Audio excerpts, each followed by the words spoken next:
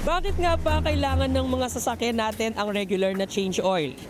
Ano nga ba ang mga dapat nating tandaan na tamang pangangalaga ng ating mga sasakyan? Tama ba ang mga oil na ginagamit natin sa ating mga sasakyan?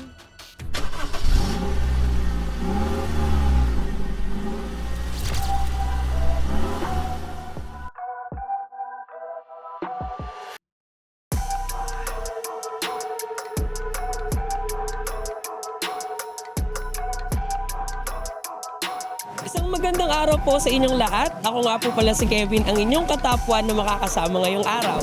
Ngayon, nandito tayo sa Novaliches, Quezon City para puntahan at makilala ang Your One-Stop Car Knowledge Hub o si Car Talks PH. Ngayong araw, kikilalanin natin siya at aalamin natin ano ba ang mga experiences niya o mga pangangalagang ginagawa niya sa kanyang mga sasakyan. Titingnan natin kung tatanggapin nga ba niya ang hamon na subukan ang Top 1 synthetic oil.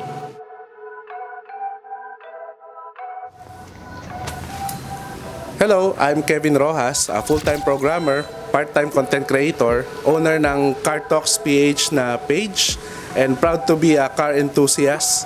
Kaya araw-araw exposed tayo sa mga iba't ibang klase ng sasakyan kasi yun yung main focus natin sa ating channel. Nag-start si Car Talks PH channel noong June 30, 2020, nung panahon ng pandemic. Actually, bata pa lang ako, mahilig na talaga ako sa kotse. Di ko nga alam kung bakit programming yung kinuha kong course. Pero ever since talaga fanatic na ako ng mga sasakyan. So mas marami akong ma-share na knowledge kasi alam ko yung ginagawa ko.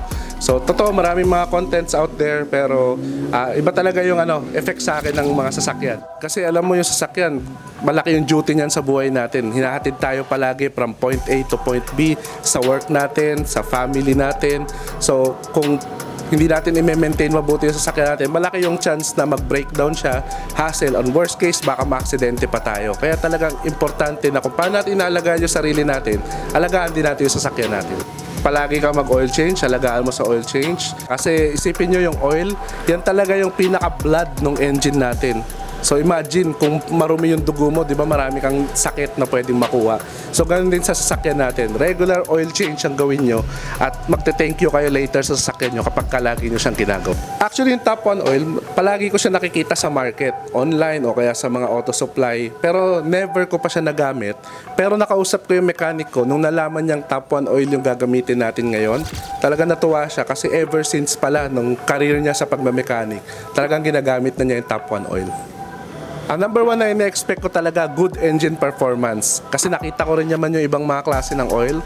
So excited ako makita kung ano yung kayang i-provide ni Top 1 Oil para ma-improve pa yung engine performance ng sasakyan ko. Sa bidyong ito, makikita natin o malalaman natin ano ba ang mga naitulong o pagbabagong naibigay ng Top 1 synthetic oil sa kanyang mga sasakyan. So, nung before ko i-try yung Top 1, ina-expect ko talaga na kasi fully synthetic, so dapat maging smooth lalo yung takbo ng engine at mas maging malinis din yung labas ng langis niya.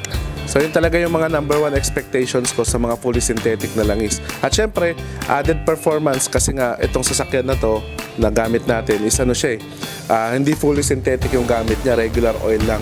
So, ini-expect ko na pag ginamit natin si Top 1 Evolution, na mag-i-improve talaga, magkakaroon ng noticeable improvement sa performance ng makina at sa takbo niya.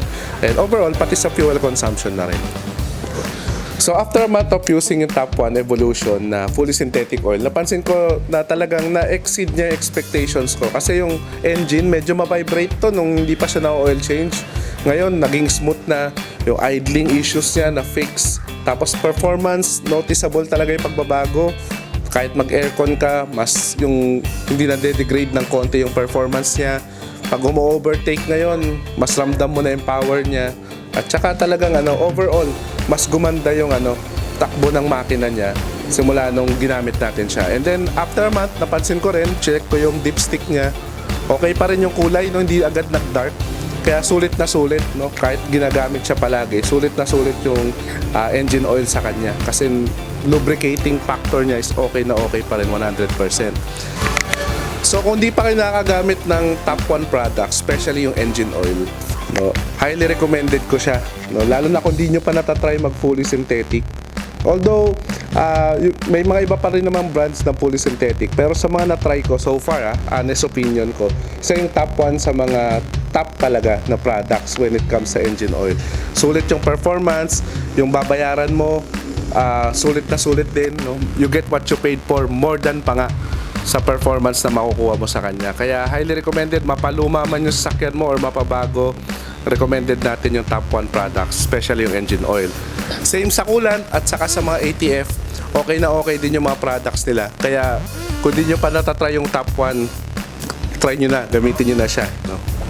Napanood nating lahat na naging maganda ang resulta o nagkaroon ng magandang pagbabago sa mga sasakyan ni Sir Kevin Rojas o mas kilala bilang Car Talks PH sa paggamit niya ng top 1 synthetic oil. Kaya sa mga car owners or car drivers out there, ano pang hinihintay nyo? Subukan nyo na din ang top 1 synthetic oil at ma-experience ang magandang pagbabago sa inyong mga sasakyan. Muli, ako nga po pala si Kevin Between, ang inyong ka-top 1. So life is an adventure. On your next oil change, go synthetic. Go for top 1 synthetic oil.